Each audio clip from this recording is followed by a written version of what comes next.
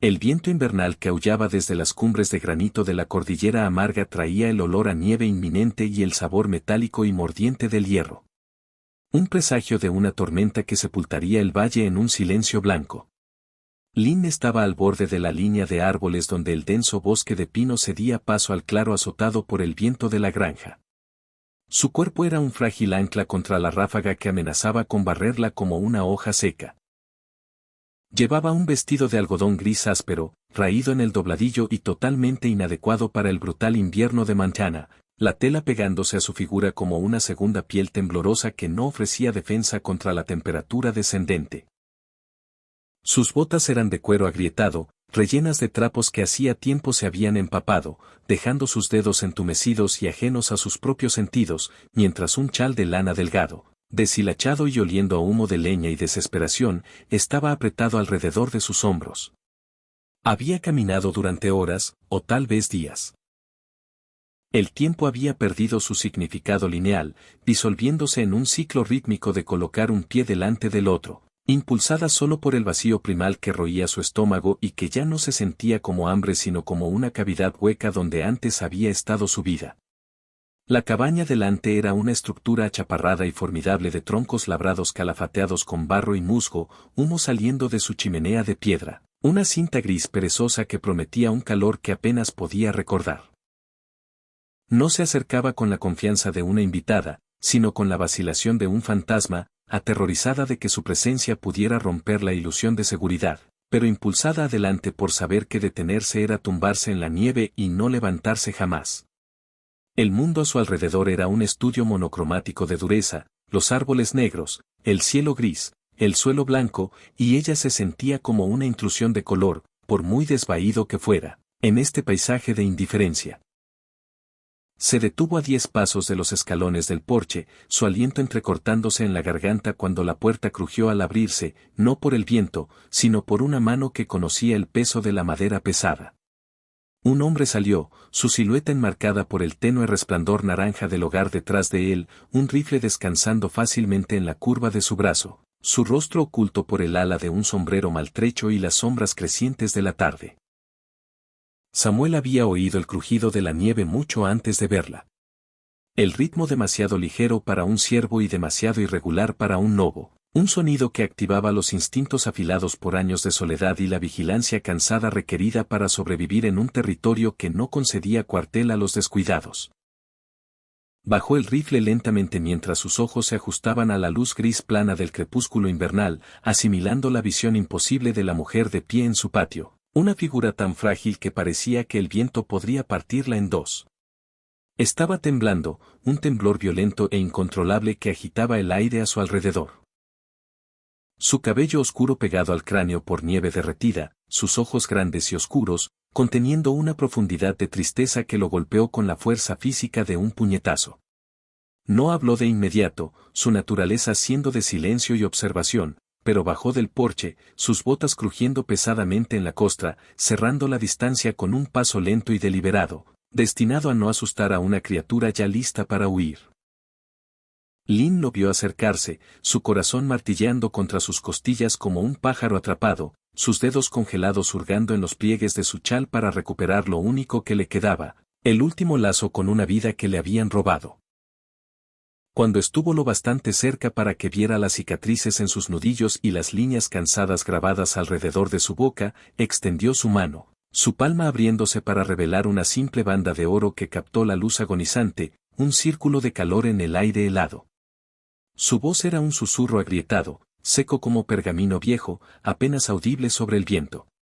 Sin embargo, las palabras llevaban un peso que parecía doblar la atmósfera misma a su alrededor.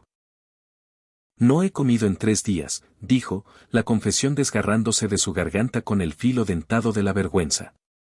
¿Compraría mi anillo de bodas? No miró su rostro, sino el arma en su brazo y las botas pesadas en la nieve, esperando la crueldad que había encontrado en el pueblo, las palabras duras y las espaldas vueltas, esperando ser ahuyentada como un perro callejero, pero ofreciendo su dignidad como moneda, porque era todo lo que le quedaba para intercambiar por supervivencia. Él miró el anillo, un pequeño círculo perfecto de oro que parecía absurdamente delicado contra la piel áspera y roja de su palma. Y luego miró su rostro, viendo los huecos bajo sus pómulos y el tinte azul de sus labios. Samuel sintió un torrente de algo antiguo y feroz subir en su pecho.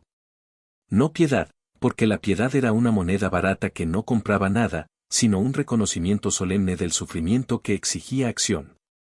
No alcanzó el anillo. En cambio, cambió el rifle a su hombro y extendió una mano callosa y grande, envolviéndola de ella sin tocar el oro, sus dedos cerrándose suavemente alrededor de su puño congelado para protegerlo del viento. «Guarde su metal, señora», dijo, su voz un ronquido bajo que parecía vibrar en el suelo bajo ellos, sin el filo agudo del juicio contra el que ella se había preparado.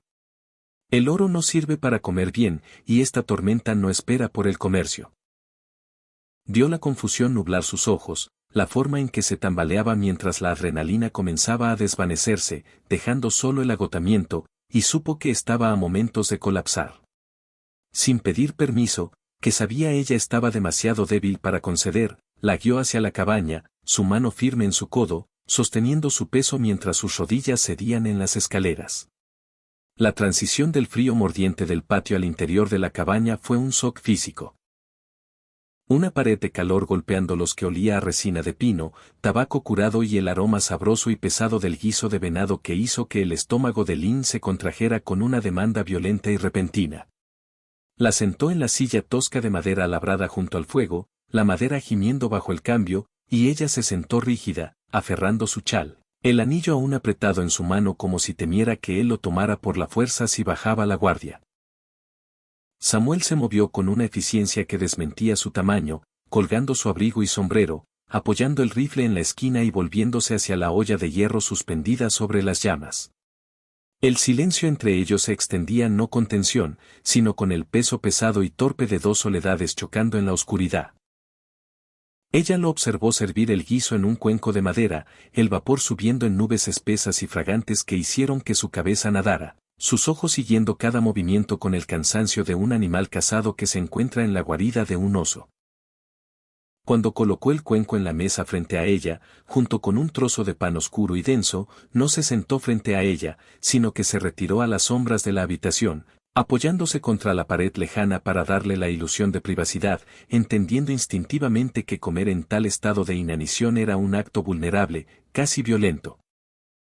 Lynn miró la comida, el caldo espeso con verduras de raíz y carne, y por un momento no pudo moverse, paralizada por la enormidad de la ofrenda y el miedo de que desapareciera si la alcanzaba.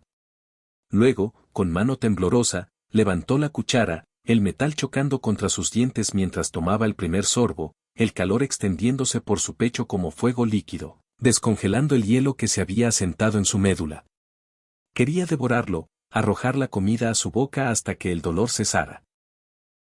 Pero se obligó a comer despacio, midiendo cada bocado, preservando los últimos jirones de su dignidad ante este extraño que la observaba desde la oscuridad.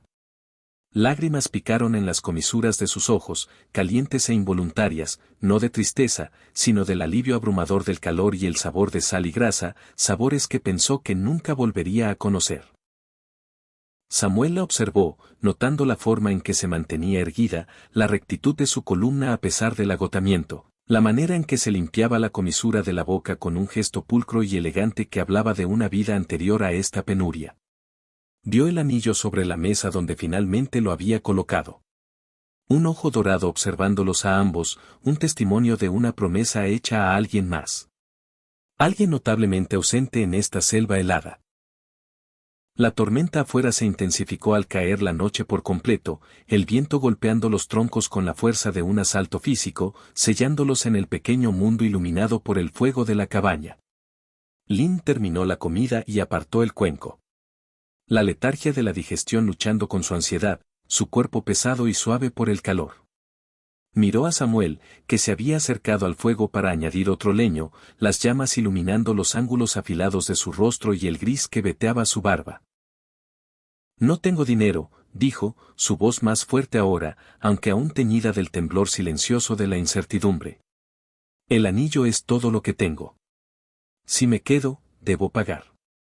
Empujó la banda de oro a través de la veta áspera de la mesa hacia él, un gesto de orgullo obstinado que se negaba a la caridad incluso frente a la muerte. Samuel miró el anillo, luego a ella, su expresión ilegible, sus ojos reflejando las llamas danzantes. ¿Crees que la nieve se preocupa por tu oro?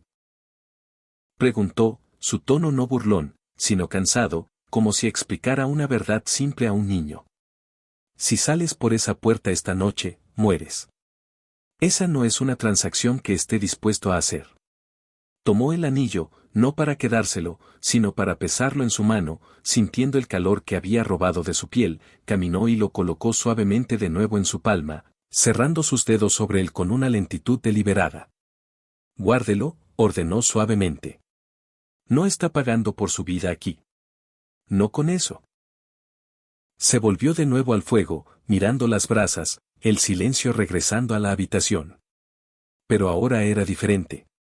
Cargado con una corriente compleja de obligación y supervivencia, el reconocimiento tácito de que al salvarla, se había atado a su destino, y al aceptar su comida, ella le había confiado su vida. Un lazo forjado en el crisol del invierno que ninguno de los dos había pedido, pero que ninguno podía ya negar. La luz de la mañana no rompió tanto como se filtró por las grietas de las pesadas contraventanas, una luminiscencia pálida y lechosa que hablaba de un mundo enterrado bajo pies de nieve nueva. Lynn despertó sobresaltada, su corazón martilleando un ritmo frenético contra sus costillas, el instinto de supervivencia sacudiéndola de un sueño que había sido demasiado profundo, demasiado pesado y peligrosamente cómodo. Por un momento desorientador, no supo dónde estaba. La lana áspera de la manta bajo su mejilla era extraña, oliendo a cedro y salvia seca, en lugar del moho húmedo de la pensión o el frío mordiente del camino abierto. Se sentó, el movimiento rígido y doloroso, sus articulaciones protestando el calor repentino después de días de congelación, y vio a Samuel de pie junto a la estufa de hierro fundido, de espaldas a ella, una silueta de industria silenciosa contra la luz gris. Estaba preparando café, el aroma rico y amargo llenando el pequeño espacio y haciendo que su boca se hiciera agua con un recuerdo de mañanas de una vida que sentía siglos muerta. Lo observó paralizada por una ola aplastante de vergüenza repentina. Vergüenza por su debilidad, por su intrusión y por la deuda que acumulaba con cada bocanada de aire cálido que inhalaba. Se movió para levantarse, sus manos alisando el vestido gris raído en un intento feudal de hacerse presentable, de parecer menos la mendiga en que se había convertido y más la mujer que una vez fue. Cuando sus pies tocaron las tablas del suelo, el sonido fue leve, pero Samuel se volvió, sus movimientos lentos y deliberados. No sonrió, ni ofreció un saludo que pudiera requerir una respuesta que ella no tenía energía para construir. En cambio, simplemente señaló la taza en la mesa, un recipiente de cerámica que parecía pequeño en sus manos marcadas. Lynn se acercó a la mesa, sintiendo el calor que irradiaba la estufa, y se dio cuenta con un pinchazo de terror que la tormenta los había sellado dentro. Las ventanas estaban bloqueadas por montones, el mundo exterior reducido a un silencio amortiguado. Estaba atrapada allí con este extraño que la había visto en su punto más bajo, y la realización hizo temblar sus dedos al alcanzar el café. Quería preguntar cuándo podría irse, cuándo estaría despejado el camino. Pero las palabras murieron en su garganta, ahogadas por el conocimiento aterrador de que no tenía a dónde ir, ningún hogar esperándola, solo el juicio de un pueblo que la había visto morir de hambre. El día pasó en una serie de horas silenciosas y pesadas. El silencio de la cabaña interrumpido solo por el chisporroteo de la savia en la leña y el silbido bajo del viento que aún merodeaba alrededor de los aleros como una bestia frustrada. Lynn intentó hacerse útil, impulsada por una necesidad desesperada de ganarse el sustento. Para probar que no era solo una boca que alimentar, sino un par de manos que podían trabajar, alcanzó la escoba en la esquina, con la intención de barrer las tablas del suelo que ya estaban limpias. Pero Samuel la detuvo con una mirada, no de ira, sino de una comprensión profunda y cansada. Siéntate, dijo, la palabra única cargando el peso de una orden que también era una bondad. No tienes fuerza para tareas, y el suelo no necesita atención. Estaba reparando un arnés, el cuero crujiendo en sus manos mientras pasaba la lesna por la piel dura, su concentración absoluta. Sin embargo, Lynn sentía su conciencia de ella, una presión constante y pesada. Se sentó junto al fuego, sus manos ociosas en el regazo, una sensación que se sentía pecaminosa después de años de trabajo implacable. Se encontró mirando el anillo en su dedo, girando la banda de oro hasta que la piel debajo se enrojeció. Era lo único que le quedaba de Chin, la única prueba de que había sido amada, de que había sido parte de un todo. Venderlo sería borrarlo por completo. Sin embargo, conservarlo se sentía como un capricho egoísta cuando su estómago estaba lleno del pan de otro hombre. Miró a Samuel, el gris en su barba y las líneas profundas grabadas en su frente, preguntándose qué fantasmas vivían en esta cabaña con él, qué pérdidas habían tallado esa expresión de soledad permanente en su rostro. No ofrecía explicaciones, no contaba historias, no hacía preguntas. Una contención que era tanto alivio como tormento. La intimidad del espacio pequeño era asfixiante. El sonido de su respiración, el roce de sus botas, la forma en que la luz del fuego proyectaba sus sombras juntas en la pared, forzando una proximidad que eliminaba las distancias sociales en las que siempre había confiado para protegerse. Era viuda, extranjera, una mujer sin nada, y él era un hombre que no le debía nada.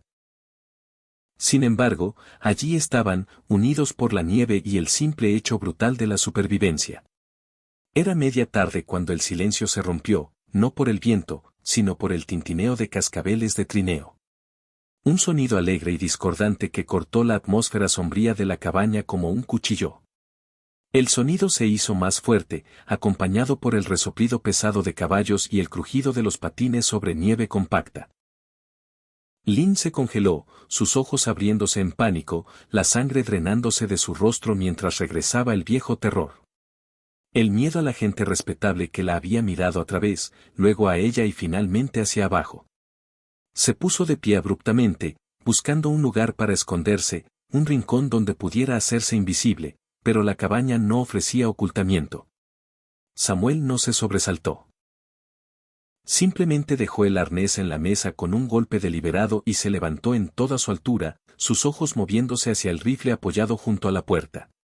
No lo tomó, pero su proximidad al arma era una declaración en sí misma. Un puño pesado golpeó la puerta, sacudiendo el marco, seguido por una voz alta, confiada y goteando una falsa convivialidad que hizo que la piel de Lin se erizara. «Samuel, ¿estás ahí? El paso está lo bastante despejado para un trineo». Pensé en revisar el ganado, y oí un rumor en el pueblo. Algo que concierne a la ley. Lin reconoció la voz. Era el comerciante, el señor Ayobay, el hombre que le había negado crédito, que se había burlado de su inglés roto y la había echado a la calle cuando venció el alquiler. Se encogió contra el hogar, apretando su chal, deseando que el suelo se abriera y la tragara. Dio a Samuel mirarla, una mirada breve y evaluadora que captó su terror y la forma en que aferraba su anillo, y su expresión se endureció, las líneas alrededor de su boca profundizándose en una resolución de granito.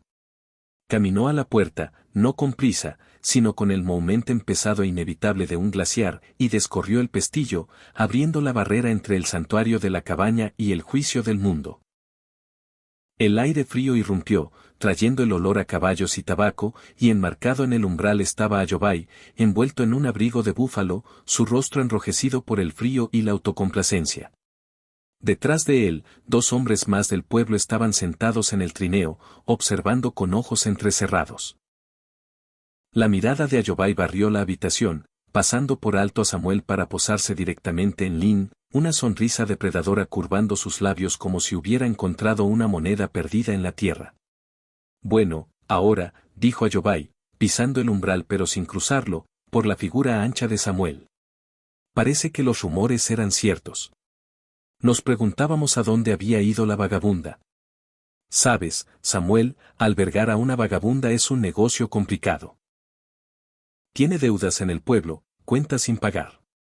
Gesticuló con una mano enguantada hacia Lin, como si fuera propiedad para recolectar. Y está el asunto de la decencia pública. Una mujer como esa aquí arriba sola con un hombre, no le sienta bien a la gente de la iglesia. Lin sintió la vergüenza quemar su rostro. Un rubor caliente y humillante.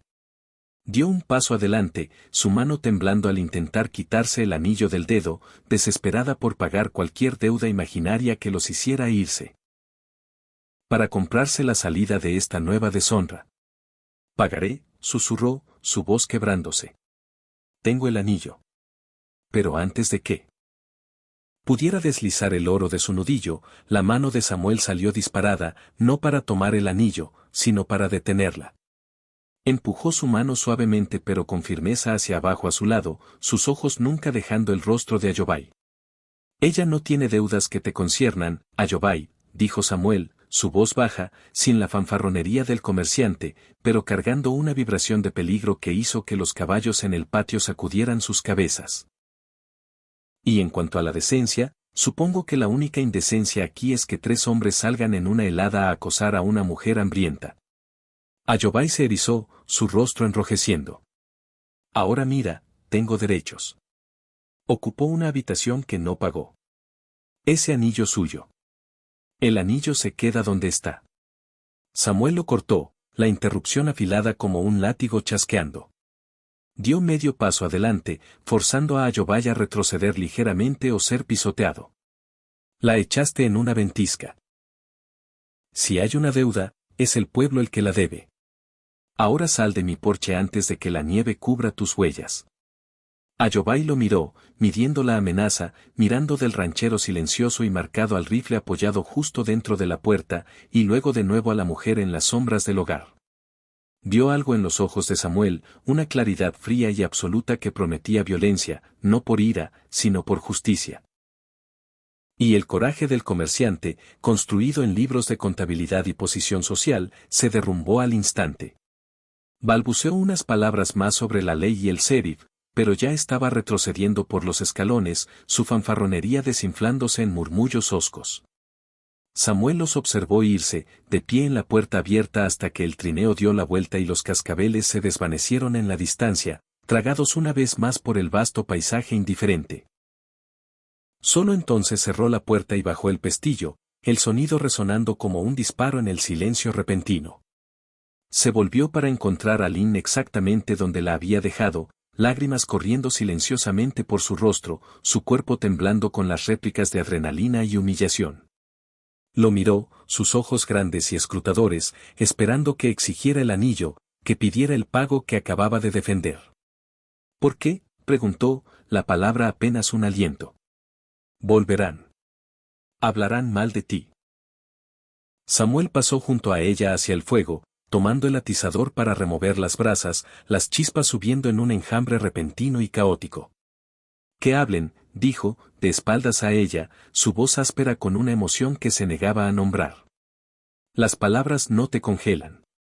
Las palabras no te matan de hambre. Solo son viento. Se volvió entonces, mirándola con una mirada despojada de juicio, viendo no a una víctima, sino a una superviviente que había caminado a través del infierno para estar en su cocina.